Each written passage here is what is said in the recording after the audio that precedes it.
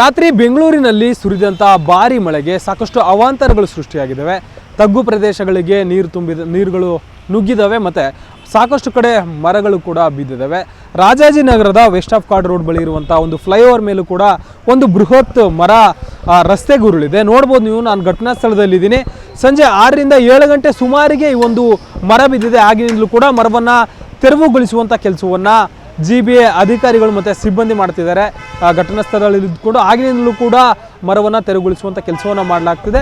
ಇದು ಈ ಒಂದು ಫ್ಲೈಓವರ್ ಏನಿದೆ, ಫ್ಲೈಓವರ್ ಮೂಲಕ ಸಾಕಷ್ಟು ವಾಹನಗಳು ಪ್ರತಿದಿನವೂ ಕೂಡ ಓಡಾಡ್ತವೆ. ಇವತ್ತು ಮಳೆ ಬಂದಂಥ ಹಿನ್ನೆಲೆಯಲ್ಲಿ ಏಕಾಏಕಿ ಮರ ರಸ್ತೆಗೆ ಉರುಳುತ್ತೆ. ಈ ಒಂದು ಸಂದರ್ಭದಲ್ಲಿ ಕೆಳಗಡೆ ಇದ್ದಂಥ ಅಂದರೆ ಸಂಚಾರ ಮಾಡ್ತಿದ್ದಂಥ ಒಂದು ಕಾರು ಮತ್ತು ಆಟೋ ಮೇಲೂ ಕೂಡ ಆ ಒಂದು ಮರದ ಅವಶೇಷಗಳು ಬಿದ್ದು ಸಂಪೂರ್ಣವಾಗಿ ಕಾರು ಮತ್ತು ಆಟೋಗಳು ಕೂಡ ಜಖಮಾಗಿತ್ತು. ಅದೃಷ್ಟವಶಾತ್ ಕಾರು ಮತ್ತು ಆಟೋದಲ್ಲಿದ್ದವರಿಗೆ ಯಾವುದೇ ರೀತಿಯಾದಂಥ ಪ್ರಾಣಾಪಾಯಗಳು ಆಗಿಲ್ಲ. ಬದಲಾಗಿ ಅವರಿಗೆ ಸಣ್ಣ ಪುಟ್ಟ ಗಾಯಗಳಾಗಿದ್ದು ಅವರನ್ನು ಆಸ್ಪತ್ರೆಗೆ ದಾಖಲಿಸುವಂಥ ಕೆಲಸವಂತ ಮಾಡಲಾಗಿದೆ.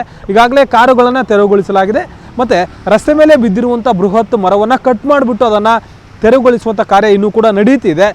ಸದ್ಯಕ್ಕೆ ಒಂದು ಕಡೆಯ ಒಂದು ಸಂಚಾರ ಏನಿದೆ, ಒಂದು ಕಡೆಯ ಸಂಚಾರವನ್ನು ಕಂಪ್ಲೀಟಾಗಿ ಬಂದ್ ಮಾಡಲಾಗಿದೆ. ಯಾಕಂದರೆ ಇನ್ನೂ ಕೂಡ ಕಂಪ್ಲೀಟಾಗಿ ತೆರವುಗೊಂಡಿಲ್ಲ. ಮತ್ತೊಂದು ಕಡೆ ಕೂಡ ಆ ಕಡೆ ಒಂದಷ್ಟು ಗಂಟೆಗಳ ಕಾಲ ಎರಡೂ ಕಡೆಯ ಸಂಚಾರವನ್ನು ಬಂದ್ ಮಾಡಲಾಗಿತ್ತು. ಈಗ ಒಂದು ಕಡೆ ಕ್ಲಿಯರ್ ಮಾಡಲಾಗಿದೆ, ಮತ್ತೊಂದು ಕಡೆ ಕಂಪ್ಲೀಟಾಗಿ ರಸ್ತೆ ಸಂಚಾರವನ್ನು ಬಂದ್ ಮಾಡಲಾಗಿದೆ. ಟುವರ್ಡ್ಸ್ ರಾಜಾಜಿನಗರದಿಂದ ವಿಜಯನಗರ ಕಡೆ ಹೋಗುವಂತಹ ಜನರಿಗೆ ಸದ್ಯಕ್ಕೆ ಸಂಚಾರ ಫ್ಲೈಓವರ್ ಮೂಲಕ ಬಳಸುವಂತಿಲ್ಲ, ಸರ್ವಿಸ್ ರಸ್ತೆ ಮೂಲಕವೇ ಹೋಗುವಂತಹ ಪರಿಸ್ಥಿತಿ ಸದ್ಯಕ್ಕಿದೆ. ಈ ಒಂದು ಮರ ಬಿದ್ದಂಥ ಎಫೆಕ್ಟಿಂದ ಇದ್ದಂಥ ಅಂದರೆ ಡಿವೈಡರ್ ಮೇಲೆ ಇರುವಂಥ ಒಂದು ಎಲೆಕ್ಟ್ರಿಕಲ್ ಪೋಲ್ಗೂ ಕೂಡ ಎಫೆಕ್ಟ್ ಆಗಿದೆ. ನೀವು ನೋಡ್ಬೋದು, ನಮ್ಮ ಕ್ಯಾಮ್ರಾ ಪರ್ಸನ್.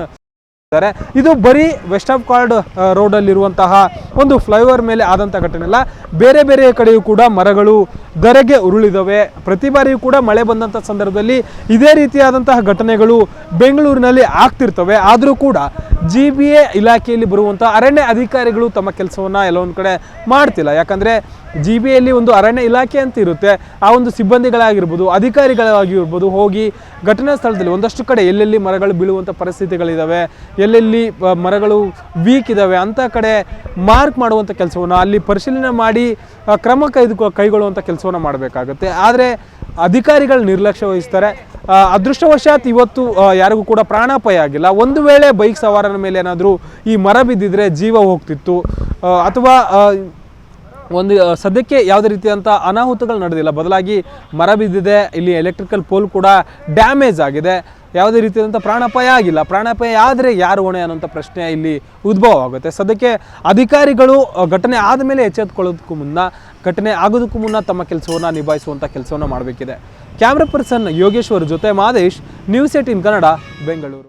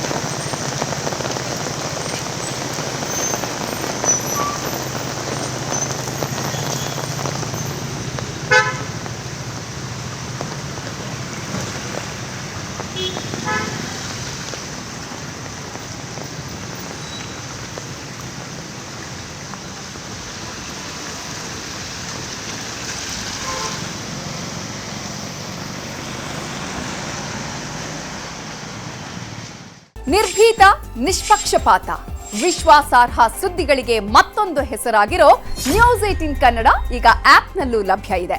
ದಯವಿಟ್ಟು ಇಲ್ಲಿರೋ QR ಕೋಡ್ ಅನ್ನು ಸ್ಕ್ಯಾನ್ ಮಾಡಿಕೊಂಡು ಆಪ್ ಡೌನ್ಲೋಡ್ ಮಾಡೋದಕ್ಕೆ ಮರಿಬೇಡಿ. ನಿಮ್ಮ ಬೆಂಬಲ ಹೀಗೆ ಸದಾ ನಮ್ಮೊಂದಿಗಿರಲಿ. ಧನ್ಯವಾದ.